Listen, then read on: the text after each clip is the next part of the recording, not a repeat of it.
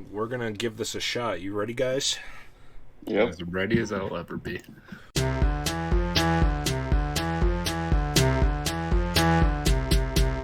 Hello and welcome to the Tabletop Team podcast, Revitalized. I am, as always, your host, Joe Thunder, and I have decided it is time to rebrand the podcast because while interviewing people is fun, I don't know that many people.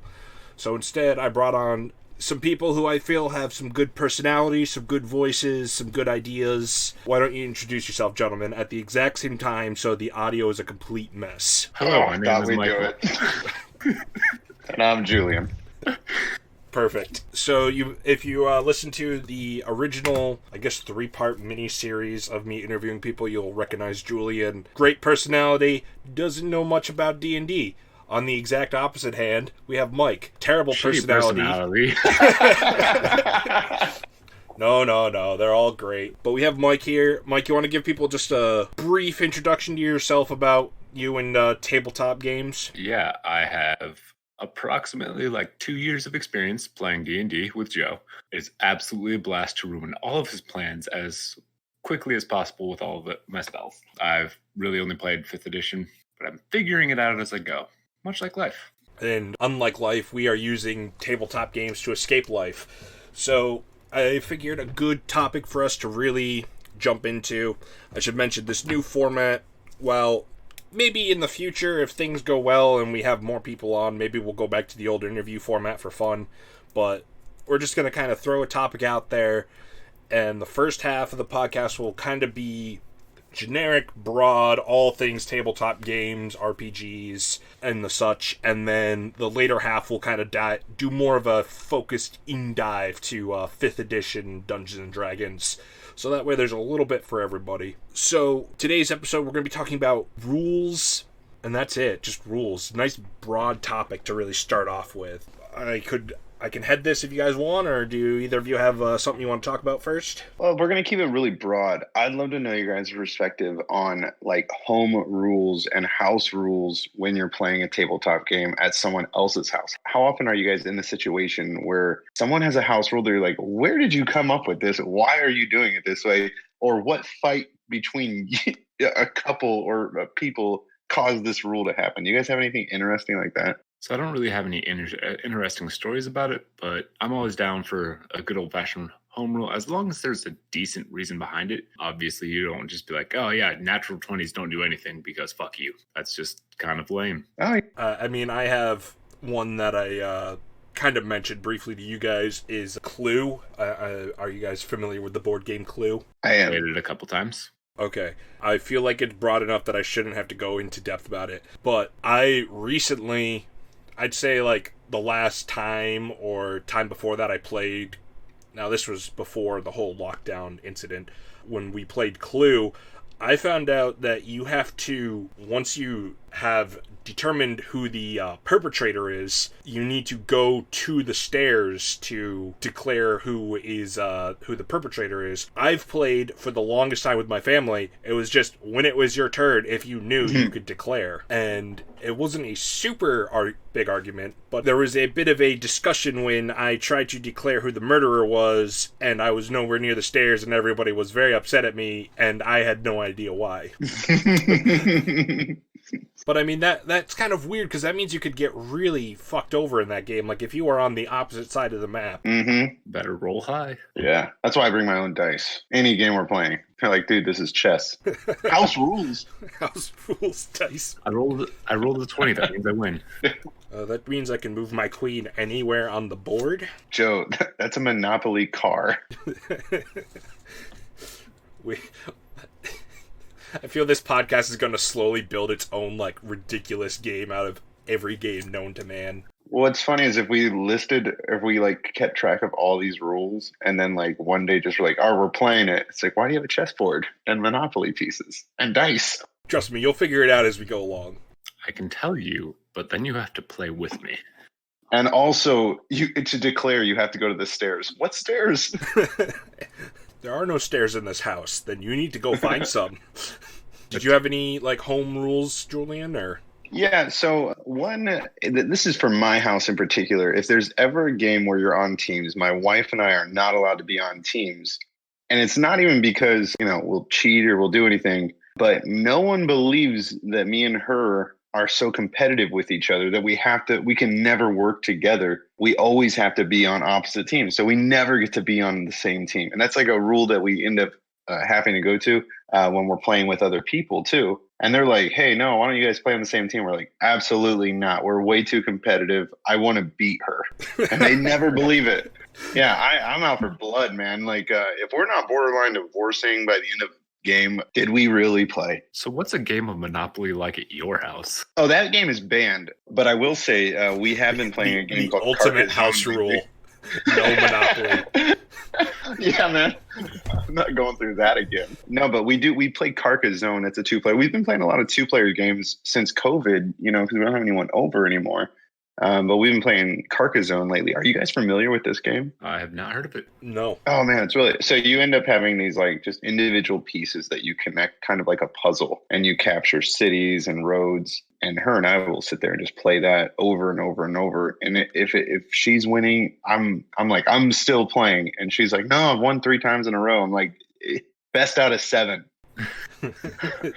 And you continue to lose, I assume, right? Yeah. I mean, on purpose. On purpose, she wins, I think.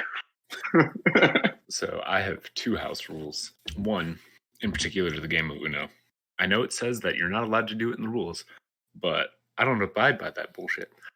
Mm-hmm. +2 or +4 cards. If you can play another card on top of that, it goes to the next person and it just stacks and stacks and stacks and stacks. Wait a minute. Let me get this correct. So say 4 people are playing +4 and player 1 hits player 2 with a +4 wild. Then they draw 4 cards, and then player 3 also has a +4 wild. They throw that on top. Then player 4 has to draw 8 cards. Woo! That's potent, because I feel like that happens a lot with the draw 2 over and over and over.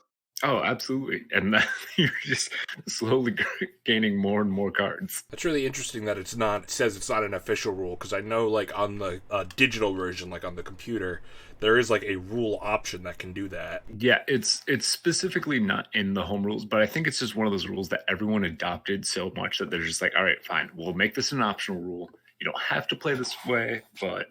I recently found out, and again, this isn't super recent, but in my entire life of playing Uno, which has been a family staple for a long time, to within the last 2 years or so, I found out that if you play a wild draw 4, and the person who it goes to, they can challenge you to say hey, you probably have that color in your hand.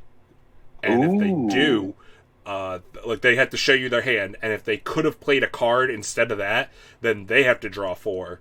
But if you challenge them and that was the only card they could have played, then you have to draw 6.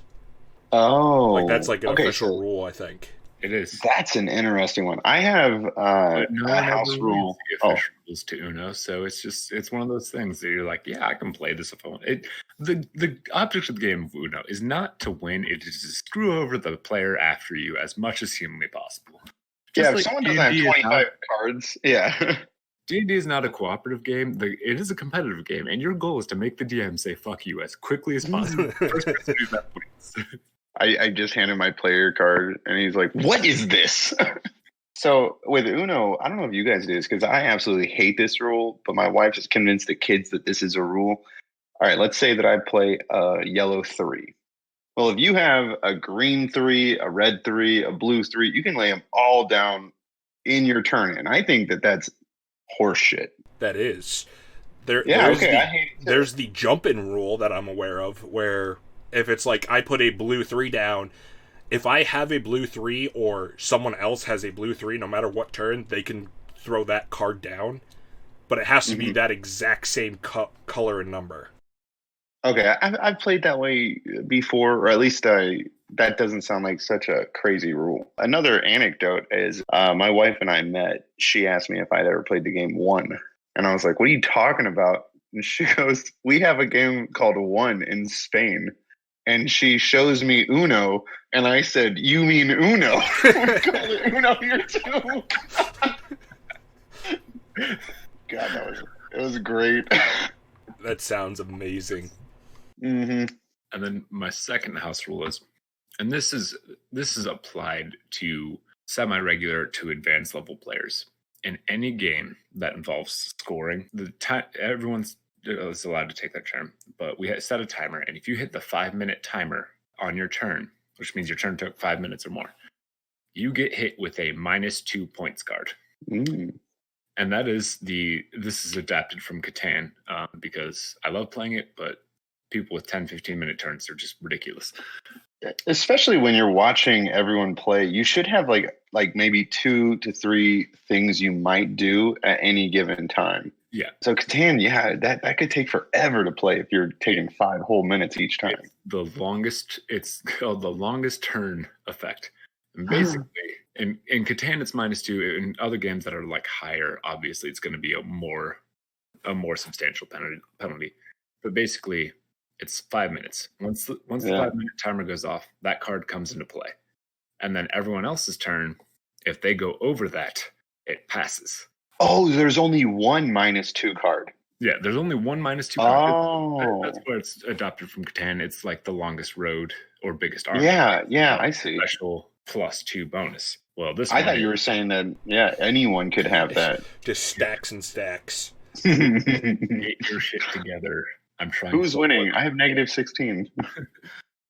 It's the get your shit together. I'm trying to play more than one game tonight. That's how you do winning a game by doing absolutely nothing. You know what I think should be like an in-game rule for like mostly every game, especially sports. Like, let's say that like a soccer game, they're like tied. Throw another ball in there. Or hockey game, get another puck in there, man. Let's baseball. Holy cow, 5 more balls. I don't care.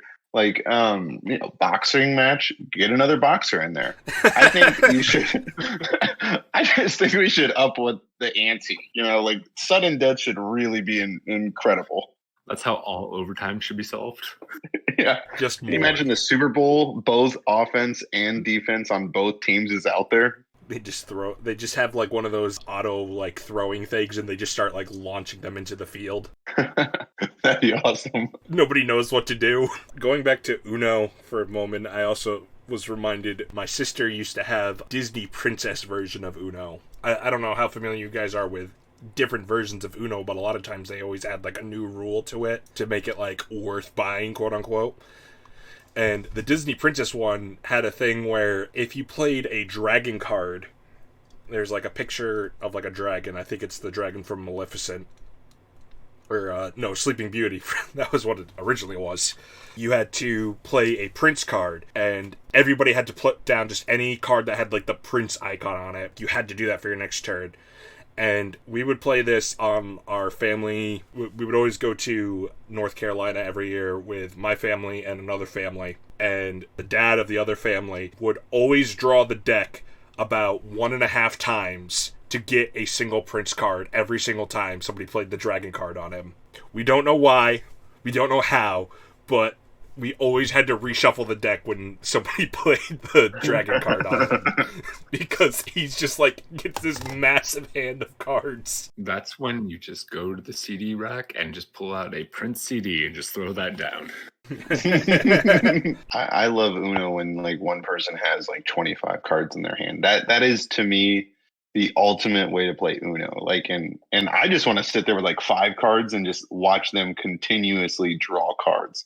And I'll encourage, like, oh man, like now you can always play. I got some orange cards in here. That's not even a color. That's a good way to play bullshit as well. Just have all the cards, and you're like, I know you were lying. Don't even bother putting them down. I may have told you guys this before, but probably not on the podcast. But when I was first playing Catan, I was playing with my friend Jason, who was on, and our friend Ian, and he had the Seafarers expansion. And I want to do that one. For some reason, I can't remember why, but we played it like 3 or 4 times. Like those are like the big games I can remember. For some reason, every time we did it, we set it up with a weird deserted island that had no resources or anything, just a single like desert tile in the middle of the ocean. And I would always put a settlement on that island when I was picking my settlements. Nice. Mainly to piss off Jason. And eventually, like on the 3rd or 4th time, towards the end, he's like, you know what we're going to do? Because you keep picking that stupid island. If someone rolls a 12, you're going to get a resource. You can pick any resource you want. They somehow found it in the desert sand. And I was like, awesome. And guess what? That game, I think like 6 12s were rolled. Wow. A free resource of any kind you want is huge in that game. All right, rock. I mean, to be fair, it was a single resource. I couldn't, build multiple settlements on the one spot. And it was only when we rolled a 12, which is so rare in that game. Like, I think that was the only time I've seen 12s rolled in a Catan game. Nice. I came in second, too. Nice. Yeah, I got to bust out Catan soon. But I do want to get the Seafarers one. I know there's a bunch of expansions. We just have, I don't know whatever the basic expansions are that come in, the regular box. There's I have no literally idea. just Catan, and then, a lot of times, the thing is, Catan is, not cheap. It's, $60. And then the expansions are the same price. And then there's, the 5 and 6 player expansion thing. Oh, yeah. Who has that many friends? Are you kidding me? Let's get real. I mean, you got that many kids. I know, man, and we do play because we even have Catan Junior. So fair warning with Seafarers, it is a pain in the ass to set up. Oh, is it? I think that's why we don't play Catan that much anymore. I didn't think it was that hard to set up. Well, maybe we weren't setting it up right. Well, the first couple times when you don't know which pieces are what, and you're sitting there trying to figure out this, and then you have to disassemble it at the end, and they have to go in separate boxes, or else you'll absolutely mess everything up. That part is my true. goodness. Definitely separate boxes. Imagine those people who have all the I think there's 5 or 6 out there. Imagine just playing with all of them at once. Can you do that? Is that possible? I'm pretty sure you can. I Holy thought cow. the other ones, other than Seafarers, were just different variations of the base game. I have no clue. I just know that they're all the same price, and that's kind of stupid. Yep. For something where it's you need the base game in order to play this expansion. Mm-hmm. I also wanted to bring up another game that me and Jason play quite a bit called Zombicide. It's an extremely fun game. You have these big old tiles that are like a map, and you set them up, and then you have little figures. The game comes with scenarios and tells you how to set up the maps and stuff, because the tiles you could put in any way you want. And you usually have objectives, you have to go and collect these specific things, or you have to find this specific thing. On the rare occasion, there is a just get to the exit, but that one's not as common because it's a little bit easier. But a round is you and your 6 little figures, all with different stats and abilities and such. And then the next round is all the zombies come after you. You draw cards for them to spawn, and they move to the loudest zone, or if they see you, they go for you. And you have to spawn zombies in when you enter new rooms and stuff. And it gets really crazy when you have 50 tokens on a board and you're going to die, and you're screaming at bunches of pieces of plastic and a dice roll that doesn't help you. That sounds a lot like D&D. It's very fun though, and we've actually been implementing some other home rules in that as well. The very first edition of Zombicide is a modern day zombie apocalypse sort of thing. And it actually had this really stupid rule that everybody hated, where if you fire a ranged weapon into a group of zombies and there is a survivor in there, the survivor gets hit first and then the zombies. If it hits more than one target. So you're definitely killing him. Yeah, it was a really stupid thing. After that, they fixed it in later editions. Oh, the only version I own is Black Plague, which is the fantasy version. And another homebrew rule we have in there is, I guess this is a kind of a 2-part homebrew rule. So there's a deck of cards for items that you can get. You can pull up weapons and torches and dragon bile, which is an insta kill if you light it on fire. And one of the things you can get is food, and if you use an action, no, I think it's a free action actually, but you can eat it and it gives you an experience point. We've also homebrewed it that it gives you a health point back, because there is no other way to get health back in that game. That's interesting. I'm sorry, I just wanted to rant about Zombicide, even if you guys had no shit what I was talking about.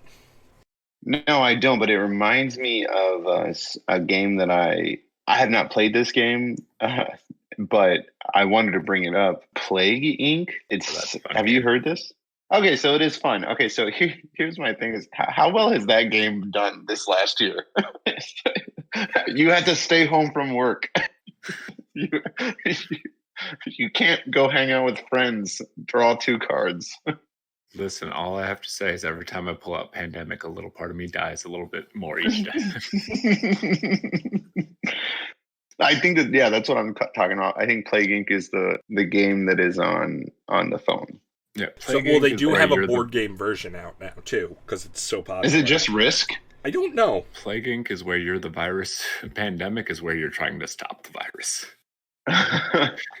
You're the coronavirus.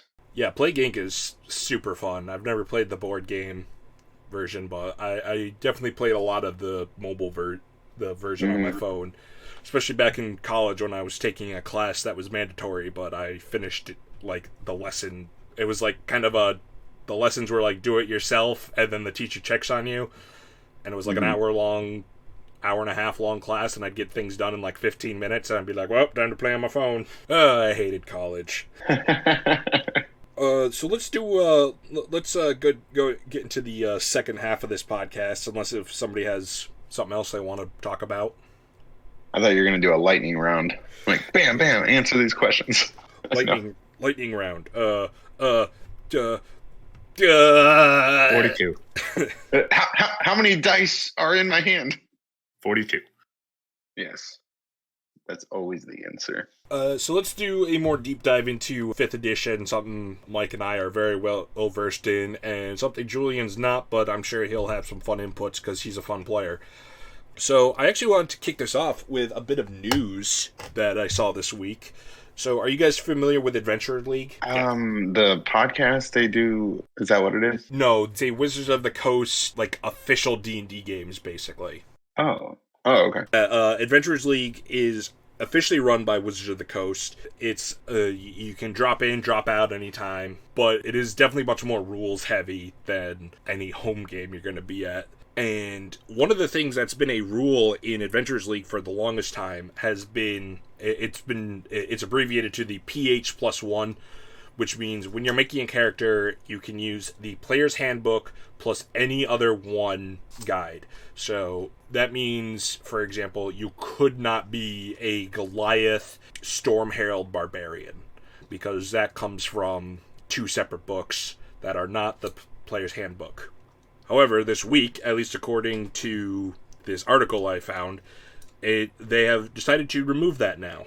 So any of the base rule books you can now use for making your character, and then they have like variations depending on the setting of. So like you can't be like a turtle in some settings, and you can't be a Ganassi in some settings, but overall they've basically made it so any of the rule books that have like races or classes in it you can use for any setting, which I think is cool. I think the original rule has some value because everyone isn't sitting there going, okay, so you have like these coming from everywhere. Like, how did you make your character? Because I know for me, one of the one shots we did, I had like 2 or 3 different PDFs that I was pulling. Like, what do I need to do? How do I balance this? But if you're a skilled enough player that you can, jump around different books, and because I know you, Joe, you'll sit there and tell me, hey, in this book they have this whole other cleric spells that you can use or whatever. And so having all the books available makes so much sense because like, let's have more fun with this. Yeah, I can understand, like, not wanting it to be overwhelming for, like, a new player.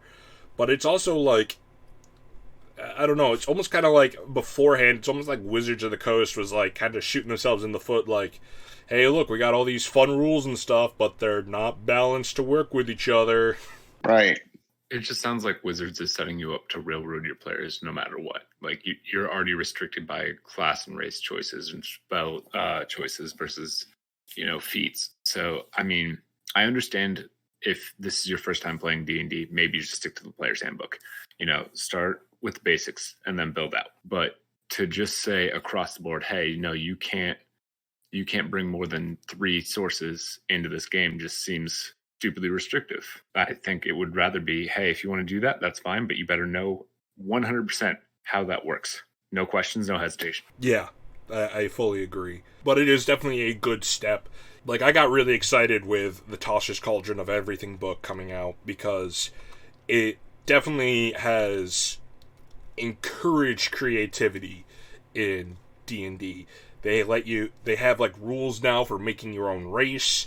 They have, like, a specific rule saying spells can essentially look like whatever you want. You know, they definitely have really tried to, like, hammer home the idea of, hey, look, it's D&D. Yes, there are rules, but that's just kind of like guidelines. What are your guys' feelings on? Because I know we were touching on spells, and I know that with this new book coming out, that they'll have new spells, I assume. And you know how sometimes you need material to cast a spell. What's your guys' opinion on like what those materials are and how important it is to actually have those materials?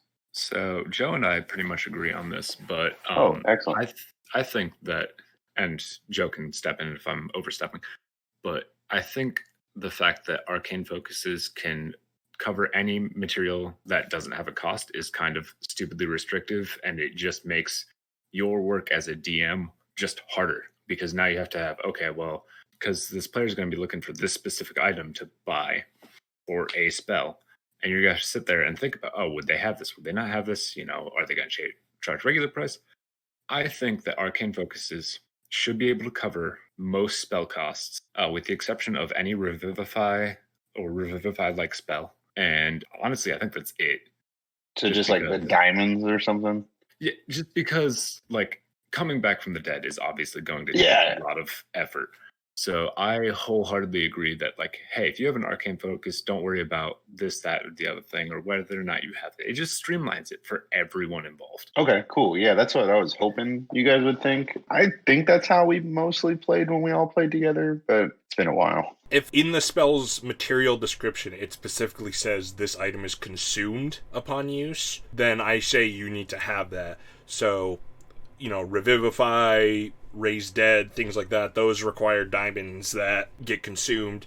And then I think there's also another spell where you can, like, bound an object to, like, a sapphire, and then you have to, like, destroy the sapphire and say the object's name in order to get it back. So, like, those things you need to actually have. And on top of that, the only thing I would say for, like, exceptions are, like, really high-level spells. I know some spells are, like, you need to have, like, a $50,000 gem in order to cover this or something crazy like that. And I think, like, something like that is more quest-worthy than just giving it to a player. Yeah. Or I know, for example, there's, like, a spell.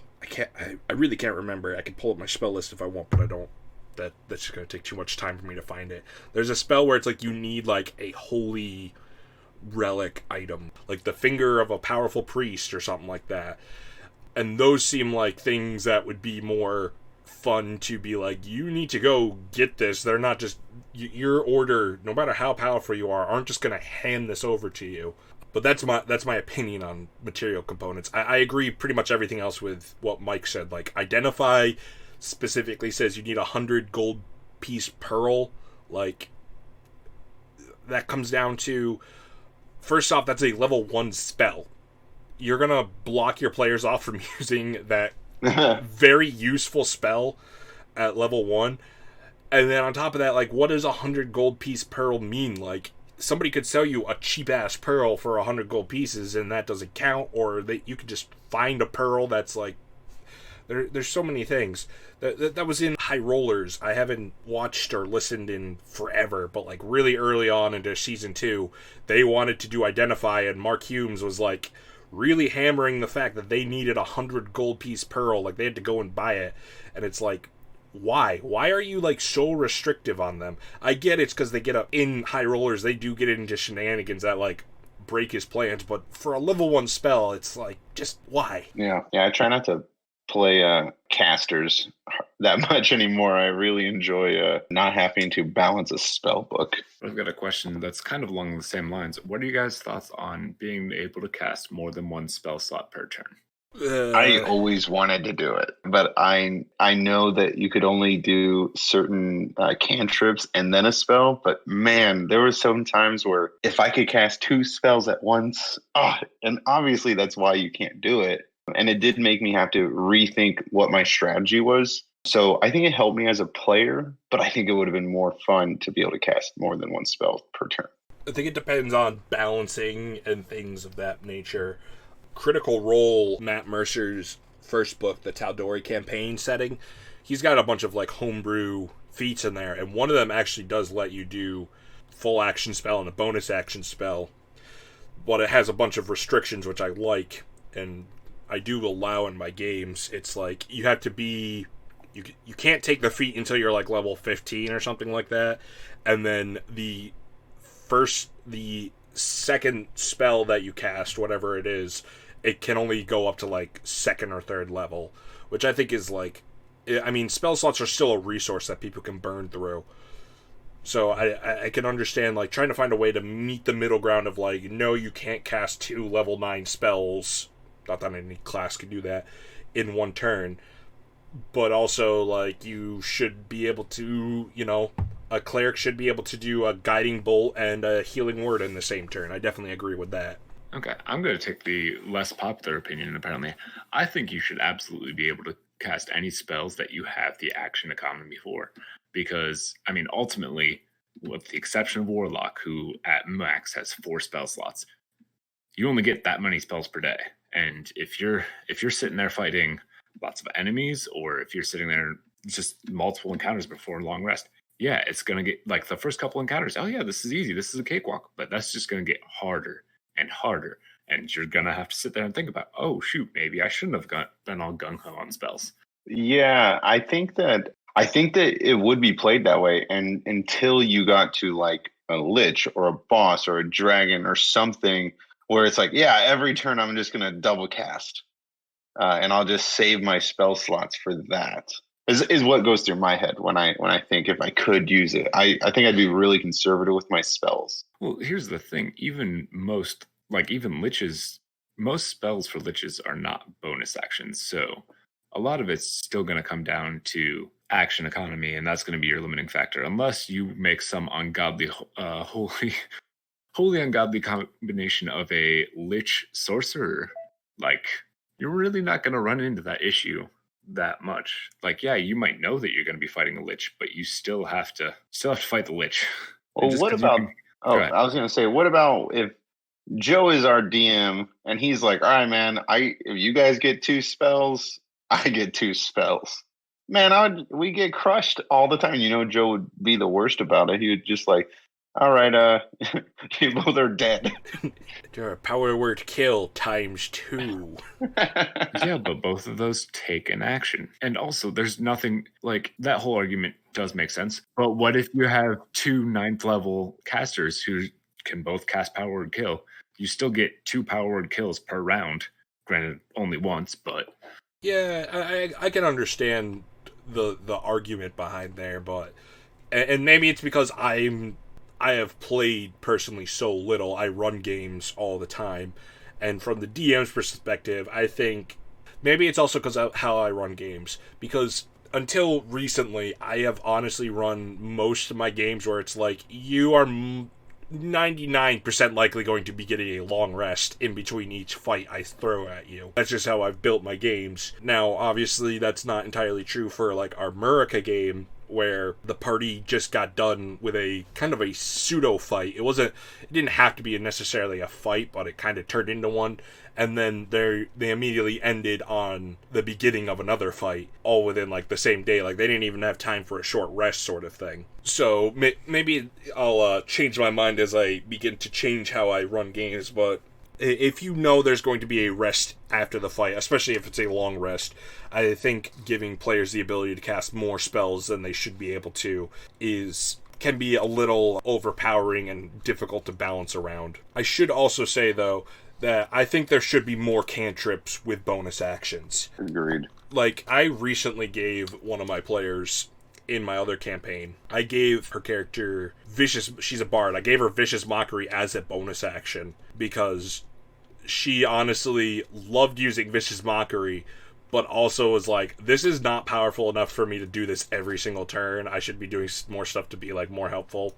So, after, of course, she had to, like, her character went through a lot of, like, hard times and tribulations and, like, self-growing and stuff to get to this, but eventually she now has the ability to do Vicious Mockery as a bonus action, which she has used very much so every turn.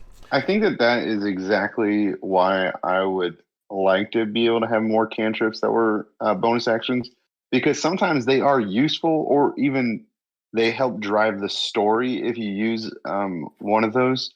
But a lot of times you can't just start wasting your whole turn just to kind of do story growth, because, oh, great, now I'm dead because I wanted to use Healing Word, but I also should have attacked.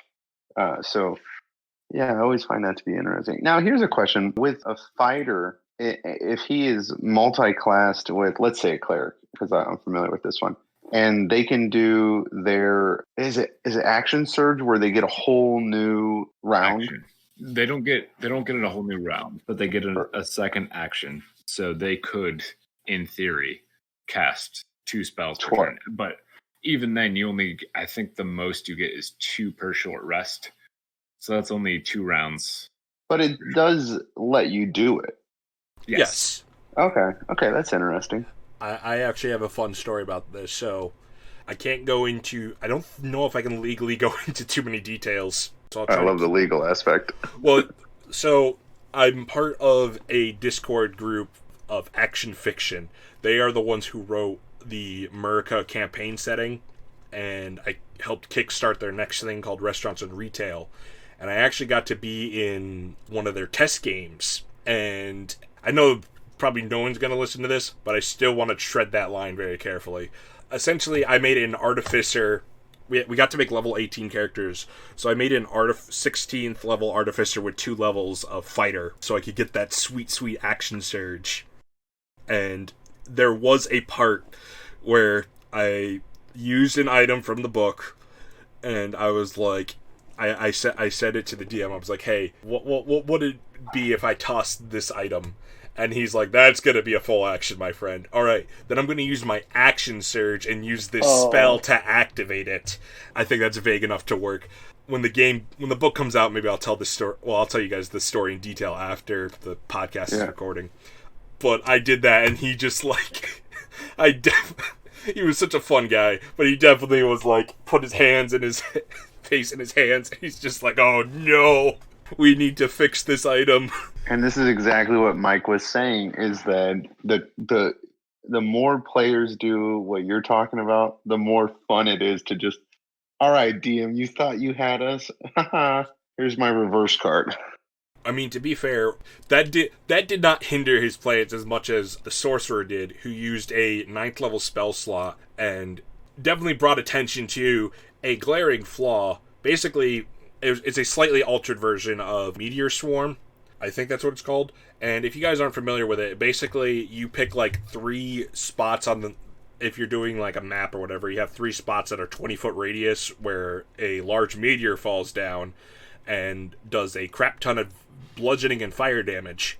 It does exactly what you'd expect it to do. Now, technically speaking, if you're doing... You can't layer those 3 20-foot radius things on top of each other. So you can't hit the same creature with that attack, 3 times.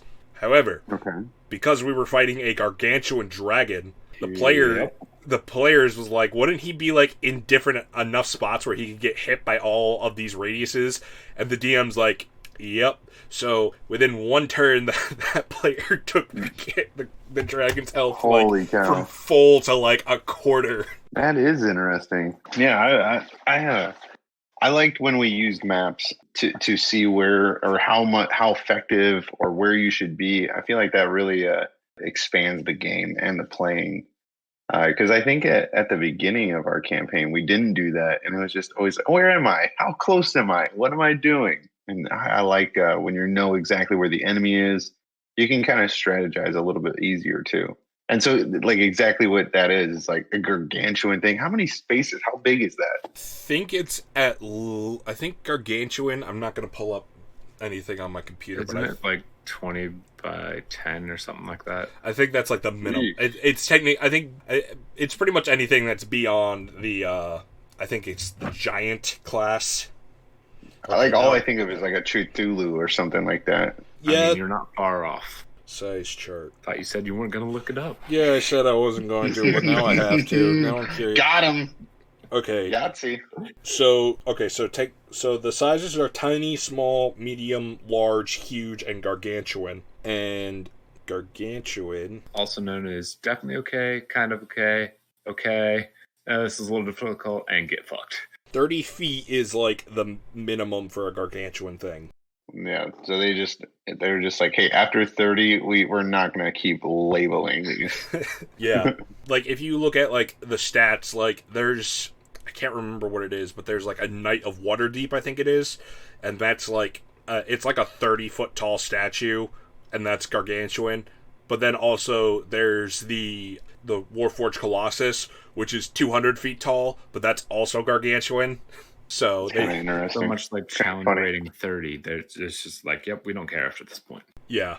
Here's a question I have about the challenge ratings. You guys have explained it to me before. So challenge ratings are, if you add up all of the players' levels, that would be the challenge rating they should be able to go against, or how does challenge rating work? It's the average party's level. So like if everybody is level 5, then a challenge rating 5 creature against a party of about 4 to 5 adventurers would be a balanced fight. Okay, so a challenge rating of 30, you definitely need like 5 level 20s? Not necessarily. Oh, okay. Tarask is a CR 30, and you could beat it with any caster of 5th level, any caster who's able to cast 5th level spells or higher.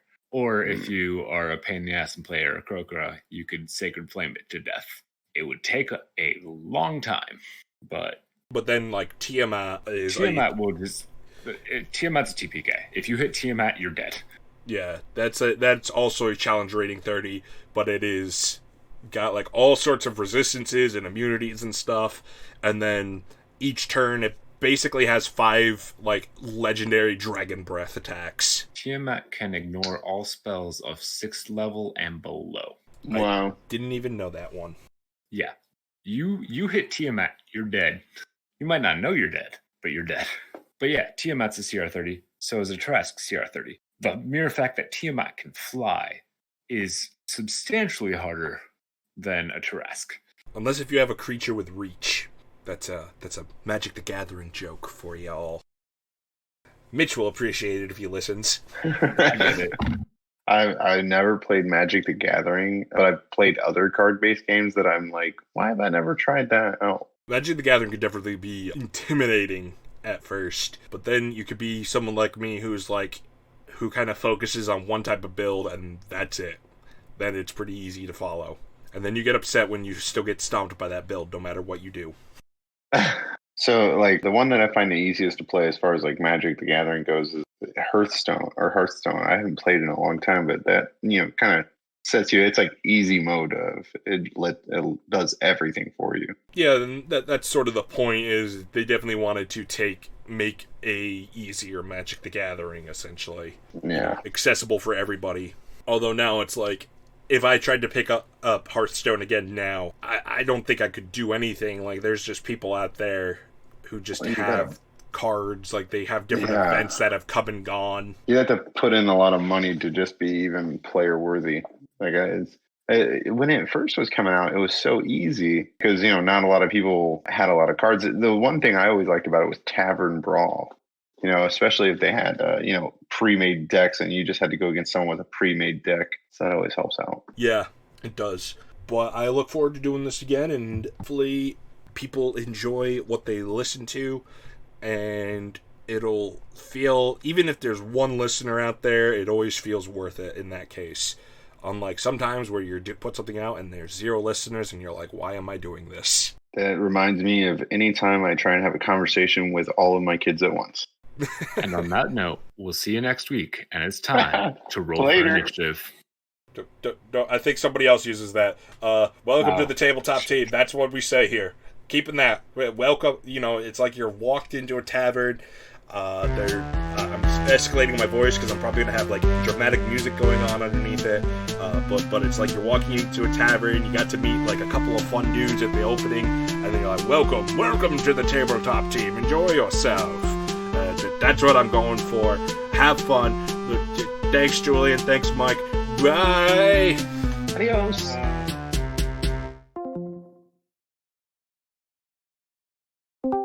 I pressed the wrong button. Hey everyone, Joe here in post-production. I just want to give a quick thanks to all of you for listening to the new and improved Tabletop Team podcast.